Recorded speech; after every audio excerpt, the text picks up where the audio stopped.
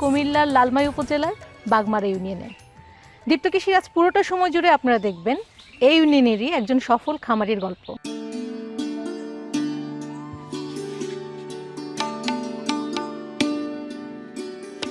রুবেল ভাই, আসসালামু আলাইকুম। ওয়ালাইকুম আসসালাম। কেমন আছেন? আসবো? জি ভালো, আসেন।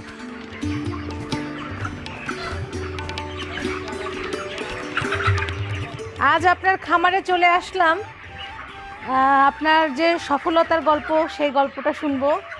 এবং আপনি ব্রয়লার মুরগির খামার করেছেন, এটা কি এখন উপযুক্ত হয়েছে, বিক্রি উপযুক্ত?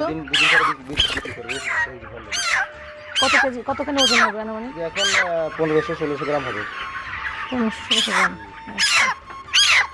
তো তো প্রথমেই আপনার কাছে একটু জানতে চাইবো, আপনি একজন সফল খামারি এবং বিশেষ করে আপনি একজন তরুণ যুবক, তো এই কৃষিকাজের প্রতি উদ্বুদ্ধ হলেন আপনি কেন?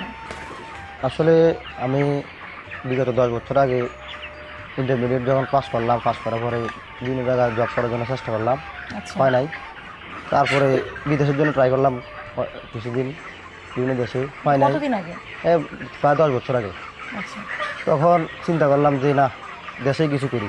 আচ্ছা। তখন ছোট্ট আকারে আমি 1000 মুরগি সেট করি একটা, করার পরে মোটামুটি দেখলাম এটার মধ্যে সফলতা আছে, প্লাস আপনার এখানে এটা করলে মোটামুটি কিছু করা যাবে, লাভবান আছে। তো এখন আস্তে আস্তে পরে আস্তে আস্তে বাড়াইলাম, বাড়তে বাড়তে এখন আমি মোটামুটি 10,000 মুরগি সেট হয়েছে এখন আমার। আপনার খামারে কি পরিমাণে ব্রয়লার মুরগি আছে? এই খামারে এই মুহূর্তে বর্তমানে এটার মধ্যে আছে 2,500, আর গত কিছুদিন আগে 2-3 দিন আগে বিক্রি করছে আপনার 3,500।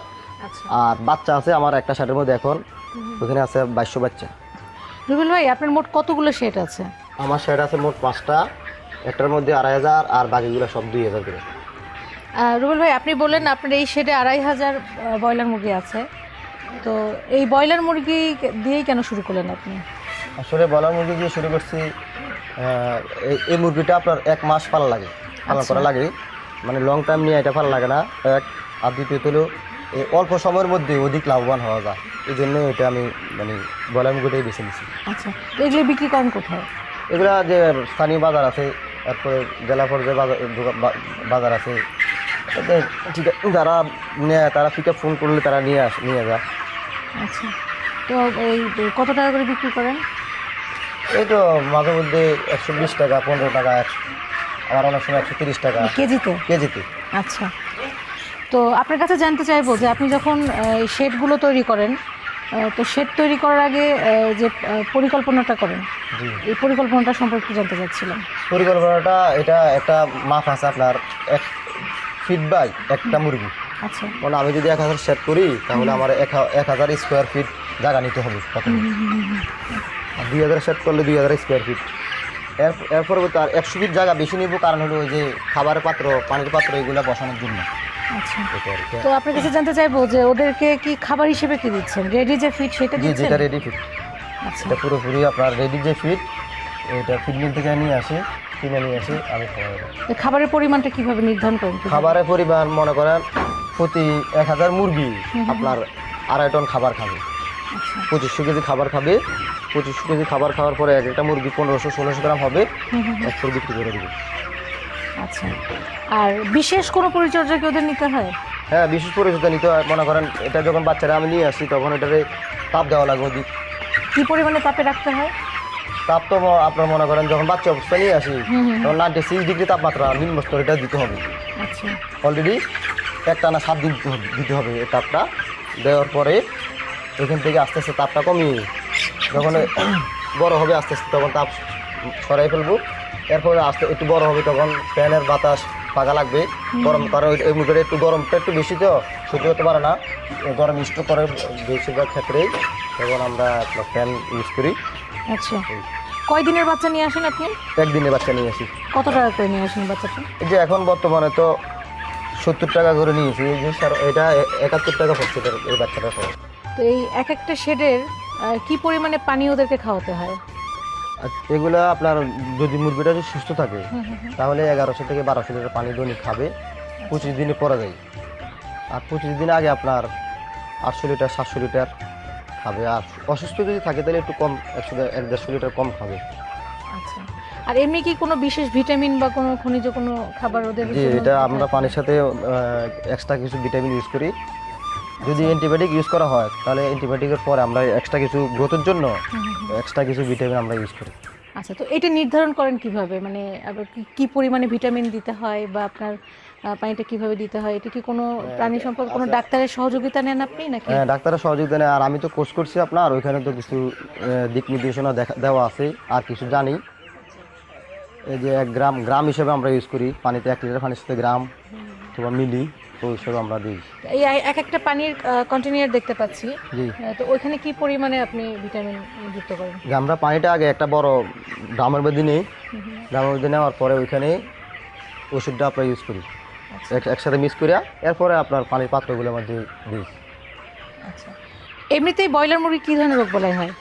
তো বেশিরভাগ আপনার রানীক্ষেত, গামরু আর সর্দি।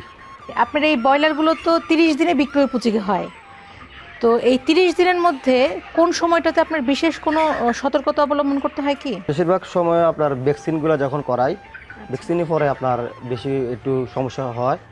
আর প্লাস 20 দিন যখন মুরগিটার বয়স হয় তখন গ্রোথ যখন শরীরে চাপ দেয় তখন আপনার একটু সমস্যাটা দেখা। এখন তো গরমের সময়, এই গরমের সময় ব্রয়লার মুরগি পালনের ক্ষেত্রে কী ধরনের সমস্যার সম্মুখীন হন? সমস্যা হলেও হঠাৎ করে আপনার বিদ্যুৎ থাকে না, আচ্ছা, কারেন্ট চলে গেলে আপনার ফ্যান ইউজ করা যায় না, মুরগি গরমে স্ট্রোক করে। এটাই মাঝে মধ্যে একটু বিশেষ করে এই গরমকালে এটাই একটু সমস্যাটা বেশি। যখন মুরগিগুলো হিট স্ট্রোক করে তখন কী ধরনের পদক্ষেপ গ্রহণ করেন আপনি?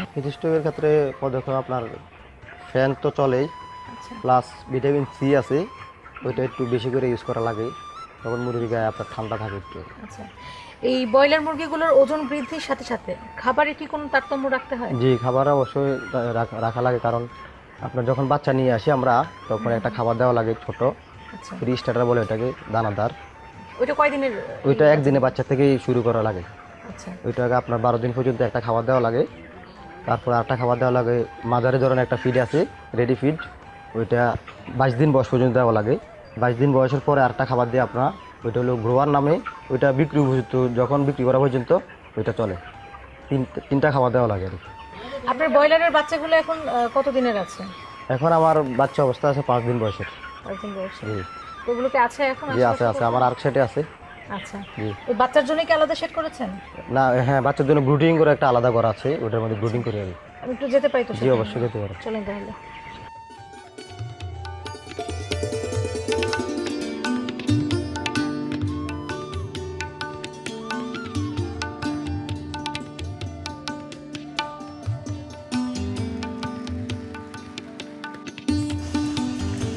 চলে এসছেন। তো রুবেল ভাই, জি, আপনার কাছে জানতে চাই একটা বিষয়। আপনি হ্যাচারি থেকে যখন বাচ্চাটা সংগ্রহ করেন, এরপরে তো শেডে উঠান, জি। শেডে উঠানোর আগে আপনার যে প্রস্তুতিটা নিতে হয় জি। সেটা সম্পর্কে একটু আমাকে একটু বলেন। প্রস্তুতিটা নিতে হয় সেট উঠানোর আগে, সর্বপ্রথম ফার্স্ট কাজ হলো সেটটাকে ভালো করে পরিষ্কার করতে হবে, দ্রুত করতে হবে। আচ্ছা, দ্রুত করার পরে স্প্রে আছে, ভাইরাসের স্প্রে, এগুলো দিয়ে ভালো করে পুরোটা ফার্ম স্প্রে করে, এরপরে আপনার ব্রুটিং জায়গাটা ভালো করে গোল করে ব্রুটিং করার আগে দিই টুস পেপার দিয়া রেডি, ব্রুটিং জ্বালানোর পরে রেডি করার পরে আমরা বাচ্চাগুলা সারি। এক একটা ব্রুডার যখন তৈরি করেন আপনি, তো এর আকার বা আকৃতি অনুযায়ী কি পরিমাণে বাচ্চা ধারণ করে? এটা তো বাচ্চার উপর ডিপেন্ড করে। মনে করেন আমি যদি 1000 বাচ্চা নিই, ছোটো বড় 2000 বাচ্চা নিলে একটু বড়, আর 3000 বাচ্চা নিলে আরও বেশি। আর আরেকটা জিনিস হলো যদি শীতকালে নিই, শীতকালে একটু ছোটো জায়গা নেওয়া লাগে, কারণ এখানে যদি এমনি তো ঠান্ডা পড়ে আর বুটিংয়ের তাপটা ওই যে আপনার বাইরে দিয়ে চলে যেত, এই জন্য একটু ছোটো করে ছোটো আকারে নেওয়া লাগে। আর গরমকালে এমনি তো একটু বেশি নেওয়া যায়, সমস্যা হয় না। এই তাপমাত্রাটা কি কারণে দিতে হয়? ঘুডারে আপনার মিনিমাম 7 থেকে 8 দিন, তারপর যদি ওয়েদার যদি ঠান্ডা থাকে বেশি তাহলে 10 দিন 12 দিন রাখা লাগে। রুবেল ভাই, বাচ্চাগুলো সংগ্রহ করেন কোন কোন হ্যাচারি থেকে? হ্যাঁ, বাচ্চাগুলো সংগ্রহ করি বিশেষ করে কাজী ফার্ম, এরপরে আদার্স অন্য অন্য হ্যাচারি আছে। কাজীর বাচ্চাগুলোই কেন নেন আপনি? বিশেষ কি কোনো কারণ আছে? বিশেষ হলো কাজী ফার্ম, তারা বাচ্চার যে মান নিয়ন্ত্রণগুলো সবসময় সঠিকভাবে রাখে, আর এটাই সবচেয়ে বড় হ্যাচারি। প্লাস তারা অনেকগুলো হ্যাচারি আছে, তারা মানগুলো তারা ঠিক রাখতে পারে। অন্য অন্য কোম্পানি থেকেও নেই মাঝে মধ্যে, কিন্তু আমি বেশিরভাগ কাজী ফার্মের উপরে ডিপেন্ড, ওখান থেকে নেই বেশিরভাগ। আপনি এই ব্রুডারে কতদিন বাচ্চাগুলো রাখতে হয়? এখানে ব্রুডিং করে 10 থেকে 12 দিন রাখি। এখানে 12 দিন রাখার পরে আমি অন্য সাইডে ট্রান্সফার করি, ওখানে নিয়ে যাই, বাকি ওই সাইডের মধ্যে বিক্রি পর্যন্ত থাকে। আর এমনিতেই কি এই বাচ্চার বিশেষ কোনো যত্ন নিতে হয়? ব্রয়লারের মেইন যত্নটা হলো আপনার ব্রুডিং। ব্রুডিং যদি আপনি ঠিকমতো করতে না পারেন, মানে পরিচর্যা যত্ন যদি ঠিকমতো না করতে পারেন, তাহলে মুরগির যে গ্রোথ ওইটা আপনি আনতে পারবেন না। এই ব্যবসার মেইন জিনিসটা হলো মুরগিটার গ্রোথ আনতে হলে ব্রুডিংটা ঠিকমতো করতে হবে, তাপটা নিয়ন্ত্রণ করতে হবে। তাপ যদি নিয়ন্ত্রণ করতে না পারেন তাহলে মুরগির গ্রোথ আসবে না। গ্রোথ না আসলে আপনি মুরগি বিক্রি করে লাভবান হবেন না। 30 দিন 32 দিন আপনি মুরগি ওয়েট আসবে না। তো রুবেল ভাই, এই আপনি পোলট্রির পাশাপাশি আর কিছু কি করছেন? জি, আমি পোলট্রির পাশাপাশি আপনার আমার ডেয়ারি একটা ছোট্ট একটা ফার্ম করছি কিছুদিন আগে। আচ্ছা, শুরু করেছেন? হ্যাঁ, শুরু করছি। আর আমার মাছের ফিশারি আছে কয়েকটা। তো তাহলে চলেন আমরা একটু অল্প অল্প করেই ঘুরে দেখি জি সবগুলো। ঠিক আছে, মোটামুটি, চলেন। হ্যাঁ? জি চলেন। চলেন।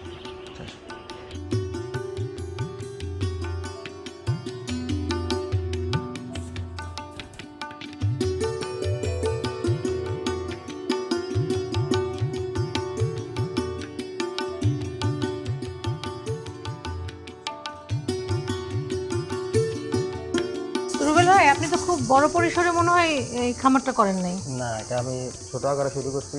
আচ্ছা, তো কি পরিমাণে গরু আছে আপনার? এখন কয়টা? 10টা গরু আছে আমার। 10টা? জি। আচ্ছা, এর মধ্যে আপনার গাভী আছে কয়টা? গাভী আছে 3টা। 3টা? কি পরিমাণে দুধ পান প্রতিদিন? এখন ওই যে অস্ট্রেলিয়ান যে গাভীটা, এটা দৈনিক সকালে 10 কেজি, বিকেলে 4 কেজি, 14 কেজি মতো খায়। আচ্ছা, এই একটা গরু? একটা দেয়, আর ওগুলা দেয় 5 কেজি 7 কেজি করে। আচ্ছা, সর্বমোট কি পরিমাণে দুধ পান? সর্বমোট ধরুন দৈনিক 20 লিটার দুধ পাওয়া যায়। 20 লিটার? জি। আচ্ছা, তো এই আপনি কি শুধু এই গাভী গরুই করছেন নাকি মাংসের না, জন্য? গাভী আমার এই পাশে গাভী করছি, এই পাশে সারগুলো আছে মাংসের। আচ্ছা, তো ও পাশটা একটু দেখি তাহলে। এক বছরে আপনার দুধ বিক্রি করে কেমন টাকা লাভ বিক্রি হয়েছে? করে আমার মাসে 7,000 কস্টিং, মানে খরচ টরচ বাদ দিয়া হুম, 7,000-8,000 টাকা মাসে থাকে। থাকে। জি। তো ঠিক আছে, এর পাশাপাশি আপনি তখন বললেন যে মাছের জি, খামার আমার আছে, মাছের আমরা খামার কি ওই দিকে যেতে পারি? তো চলেন। চলুন, চলুন।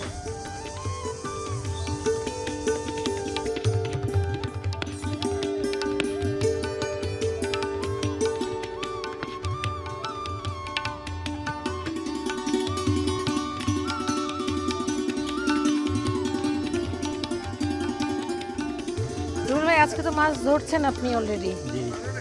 সব পুকুরেই মাছ ধরছেন নাকি? না না, আজকে এই পুকুরের মধ্যে ধরতেছে মাছ। আচ্ছা, তো আপনার পুকুর সর্বমোট কতগুলো? পুকুর সর্বমোট 5টা। আচ্ছা, জি। এইখানে যে পুকুরটা, এটা কতখানি জায়গা দেবেন? এটা আপনার 100 শতক। 100 শতক। 100 শতক? জি। আচ্ছা, তো এই কি কি মাছের চাষ করছেন আপনি?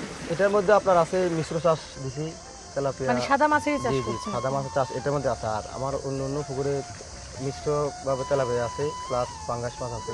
এই মাছের চাষ শুরু করছেন কি পোলট্রি খামার যখন থেকে শুরু করছেন সেই সময় থেকে, নাকি তার পরবর্তী সময়? পোলট্রি খামার যখন শুরু করছি এর 1-1.5 বছর পরে একটা পুকুর দিয়েছিলাম। পুকুর নেওয়ার পরে চাষ দিছি কিছু। চাষ দেওয়ার পর দেখলাম যে মোটামুটি ভালোভাবে আয় করা যায়, মাছে মোটামুটি ভালো ইনভেস্ট করলে আয় করা সম্ভব এখান থেকে। এই মাছগুলোকে খাবার হিসেবে কি দিচ্ছেন? রেডি ফিড দিচ্ছেন নাকি নিজেই ফিড তৈরি করেন?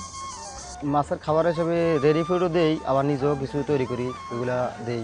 খোল, ভুসি, অন্যান্য আদার্স কিছু মেডিসিন করে দিয়ে নিজে খাবার তৈরি করি, এগুলাও দেই, আবার রেডি ফুড দেই। আপনি যদি মাছের চাষ করছেন, তো মাছের চাষ করার ক্ষেত্রে তো নিশ্চয়ই রোগবালাই হয়, তো সেক্ষেত্রে কি ধরনের রোগবালাইয়ের সম্মুখীন হচ্ছেন? বিশেষ করে আপনার গ্যাসটা বেশি হয়, পুকুরে গ্যাস হয়।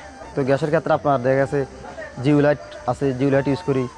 আবার অনেক সময় জাল টানা দিলে গ্যাসটা উপরে উঠে যায়, এটা এগুলো করি। তো কি মনে হচ্ছে, মাছের চাষ করে কি লাভের মুখ দেখছেন? এবারে যে মাসে 1-1.5 লাখ, 10-20 হাজার টাকা ইনকাম করা যায় এবারে। রুবেল ভাই, দীপ্ত কৃষিকে অনেকটা সময় দিলেন আজকে সারাদিন, তো আপনার জন্য অনেক অনেক মঙ্গল কামনা করছি। ভালো থাকবেন আপনি। জি, আপনাকে অনেক ধন্যবাদ আপা। আর দীপ্তি কৃষি টেলিভিশনকে অনেক ধন্যবাদ। আসি, হ্যাঁ? আসসালামু আলাইকুম। ওয়ালাইকুম আসসালাম। এ পর্যায়ে আপনারা দেখবেন এসিআই এগ্রি বিজনেস নিবেদিত দীপ্ত কৃষি সংবাদ।